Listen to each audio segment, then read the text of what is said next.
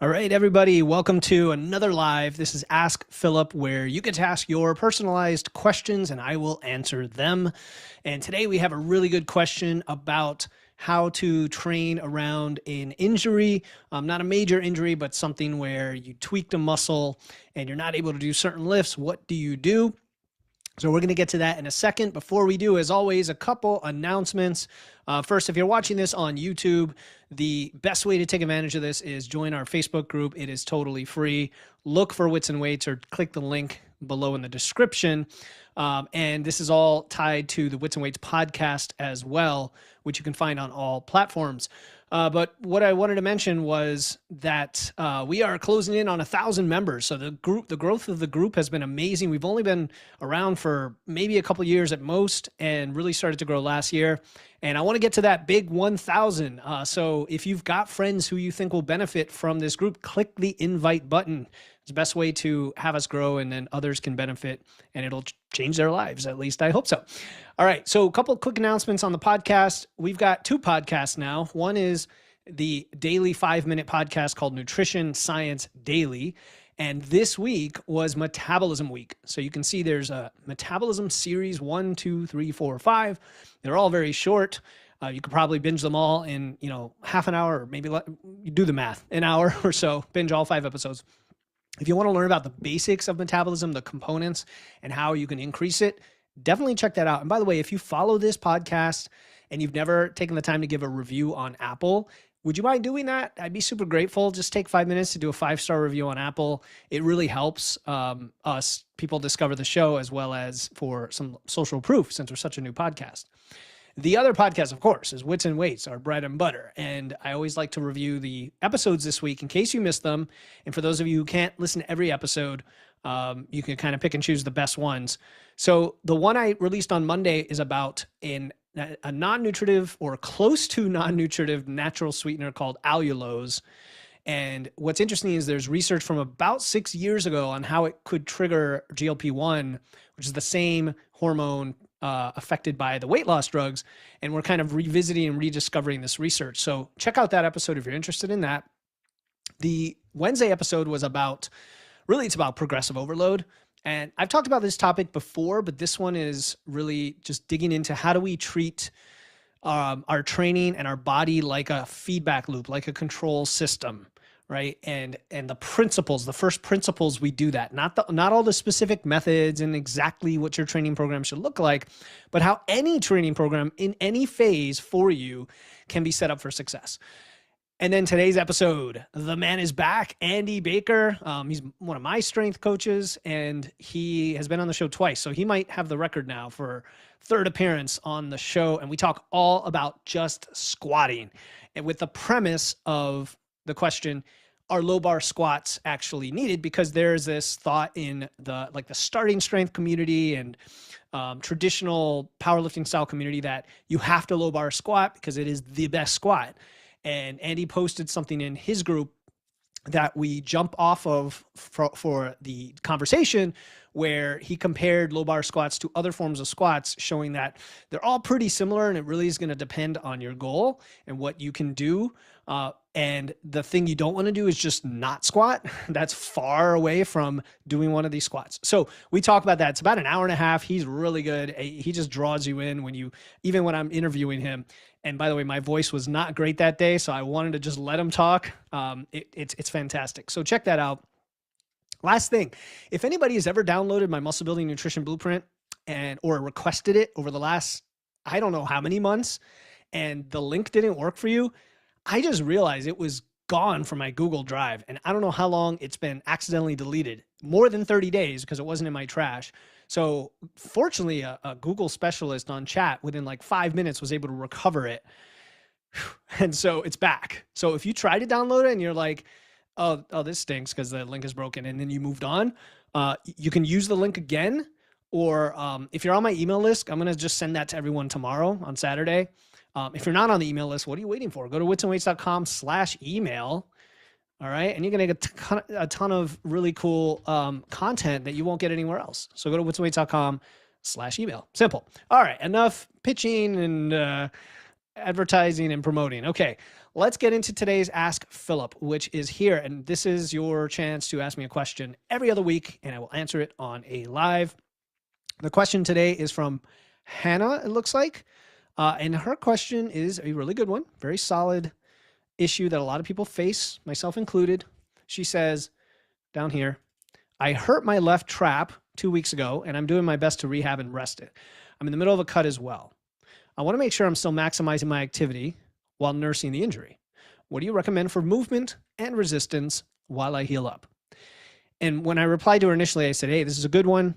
And more generally about dealing with injury, I know you didn't ask about nutrition specifically, but coming out of a cut into maintenance is extremely helpful.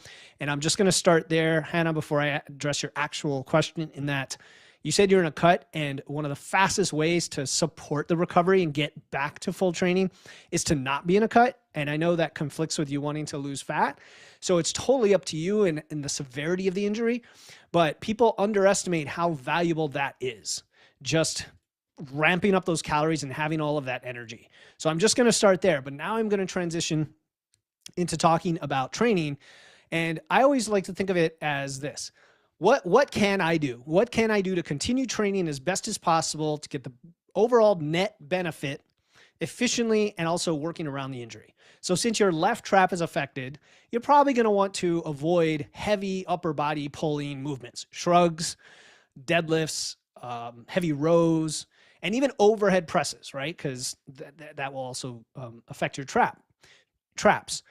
That engages directly. And so I would think, okay, you could do lower body, right? You could do squats, lunges, step ups, RDLs, all that fun stuff. You could do unilateral work, and you can still train potentially your right side, use single arm exercises.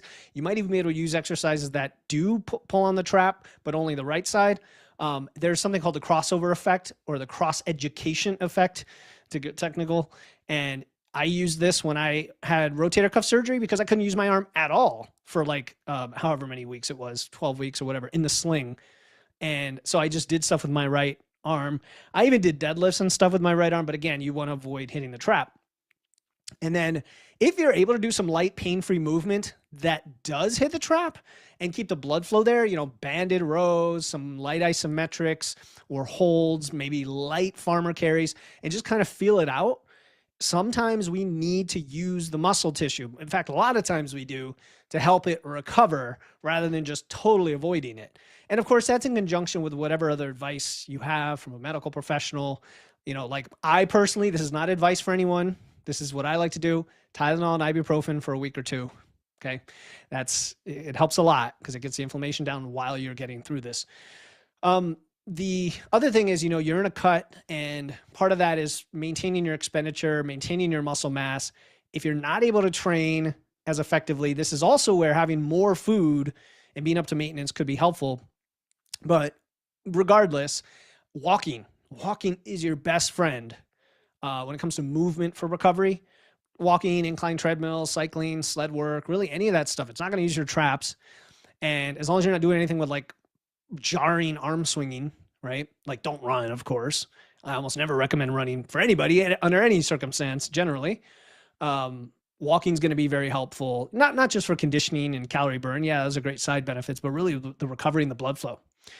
And then we talked about nutrition already, so I'm not going to hammer home that point. But if you're tracking, if you're using something like MacroFactor, keep tracking, right? Because it's good to see how your expenditure responds to something like this. I always like to know those are the best times you should be tracking, because then you know your history and how you respond. But my point is, whatever your main expenditure is right now, like if you're in a 500 calorie deficit, just adding back in 500 calories, mostly from carbs for like 2 weeks, slowing down your fat loss for 2 weeks, no big deal. So you can recover, see how that does for you. And then, it's up to you if you need some sort of massage, some stretching, mobility work, all of that, lacrosse ball, whatever makes sense for that. I don't know how severe or what type of the injury it is. The heat and ice thing, I'm not sold on that. I know a lot of rehab specialists don't buy into that anymore, except for shortly after the injury. So you're probably past that point. And then of course, check in with a physical therapist or doctor if it's any worse than that. And it gets into that medical realm that is beyond my scope of practice. Hope that answered your question. I think the general thought here is, how can you train around it? How can you get creative? Think about substitutes for the movement. If you're going to the gym, machines can be your friend there because machines help you isolate and get certain joints out of the picture. So let me know what you think below, Hannah. If you have follow-ups, post here. Let me know if the question answered. If the answer answered your question. And if not, I'm happy to follow up and give you some more resources. And that's it. So thank you all for checking in to another Ask Philip on Valentine's Day. That's why we got the nice pink here. I hope everyone enjoys your Friday, enjoys your weekend. Next week, the next Ask Philip will be posted so that you can ask a question for 2 weeks from then. In the meantime, enjoy the podcast and reach out, please. Oh, one last little thing. Not little thing, but I posted this, the fact that Cassandra, one of my incredible clients, she's one of my favorite type of clients to work with because she does the work and she learns and asks questions. And that's really what you need when you're working with a coach who then provides you a good plan. So her podcast is coming out on, I believe, the 28th, February 28th. So check it out. She talks about what we did together and how her mindset shifted through all of this. She was already going to the gym. She was already tracking, and yet still she was stuck, and we helped her get unstuck, and it's really liberating and empowering. So check that out. That's it. I'll talk to you guys later. Comment below if you have any follow-ups, and I'll see you in the